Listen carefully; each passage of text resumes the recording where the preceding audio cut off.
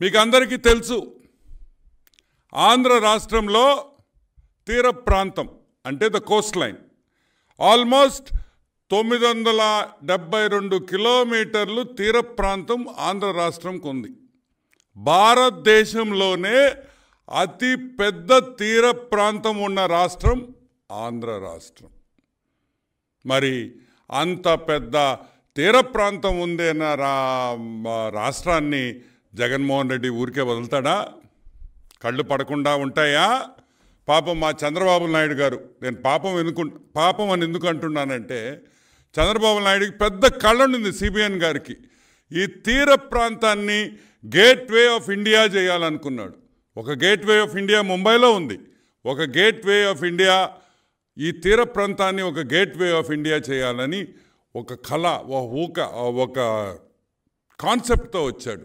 ఒక డెవలప్ చేయాలి, ఈ తీర ప్రాంతాన్ని మనం ఎంత బాగు చేస్తే అంత రెవెన్యూస్ వస్తాయి, ప్రజలకి ఉద్యోగాలు వస్తాయని ఆయన ఒక విజన్లో, చంద్రబాబు గారి విజన్ అది, గేట్వే ఆఫ్ ఇండియా చేయాలని చంద్రబాబు నాయుడు గారు చాలా ఆలోచించారు.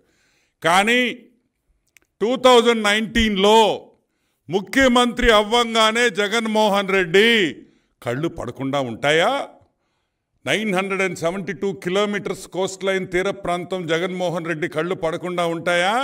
పడ్డాయి, అన్ని పోర్ట్ల మీద పడ్డాయి. అప్పుడే స్టార్ట్ అయింది ఏమని, గేట్వే ఆఫ్ జగన్ చేయాలని. ఈ తీర ప్రాంతం గేట్వే ఆఫ్ ఇండియా కాదు, gateway of Jagan, gateway of half ticket. ఈ తీర ప్రాంతం మీద అతను కన్నుబడిన తర్వాత ఫస్ట్ గుర్తొచ్చేది ఎవరు జగన్మోహన్ రెడ్డికి? ఏదైనా కబ్జా చేయాలన్నా, ఏదైనా తీసుకోవాలన్నా, ఏదైనా బెదిరించాలన్నా ఫస్ట్ జగన్మోహన్ రెడ్డికి గుర్తొచ్చేది మా పొట్టి సారాయి Reddy, Vijayasai Reddy, the financial criminal. Jaganmohan రెడ్డికి పెద్ద బ్రోకర్ అయిన విజయసాయి రెడ్డి రంగంలోకి మన హాఫ్ టికెట్ జగన్మోహన్ రెడ్డి ఈ పొట్టి సారాయి రెడ్డిని రంగంలోకి దింపాడు. ఎందుకు పొట్టి సారాయి రెడ్డిని ఒక్కడే దింపారు? ఎందుకంటే పొట్టి సారాయి రెడ్డి వియంకుల కంపెనీ అరబిందో, పొట్టి సారాయి రెడ్డి వియంకుల కంపెనీ అరబిందో అనే ఒక సంస్థ, ఆ సంస్థ జగన్మోహన్ రెడ్డికి బినామీగా వ్యవహరిస్తున్నారు. కాబట్టి అరబిందో అనే సంస్థ జగన్మోహన్ రెడ్డికి బినామీలు. విజయసాయి రెడ్డి కూడా ఒక జగన్మోహన్ రెడ్డికి బినామీ బ్రోకర్ అని కూడా మీకు మనవి చేస్తూ ఉన్నా. ఓకే, సో విజయసాయి రెడ్డి రంగంలోకి దిగేశాడు. ఫస్ట్ కాకినాడ సీపోర్ట్ మీద కళ్ళు పడ్డాయి. కాకినాడ సీపోర్ట్, ఈ కాకినాడ సీపోర్టు మంచి లాభాల్లో ఉంది, బ్రహ్మాండంగా జరుగుతుంది, బ్రహ్మాండంగా డెవలప్ చేశారు. పాపం 1997లో ఆపరేషన్స్ సిబిఎన్ గారి చేతుల మీద మొదలైనవి.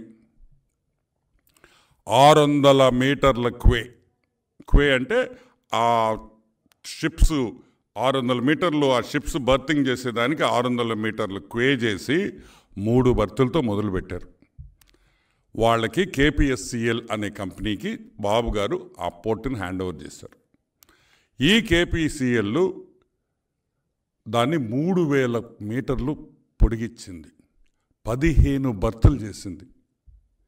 3 బర్తుల నుంచి 15 బర్తులు, 600 మీటర్ల నుంచి 3000 మీటర్లు ఆ పోర్టుని బాగా డెవలప్ చేశారు. 15 షిప్పులు at any given time Kakinada పోర్ట్లో అన్లోడ్ చేసుకోవచ్చు.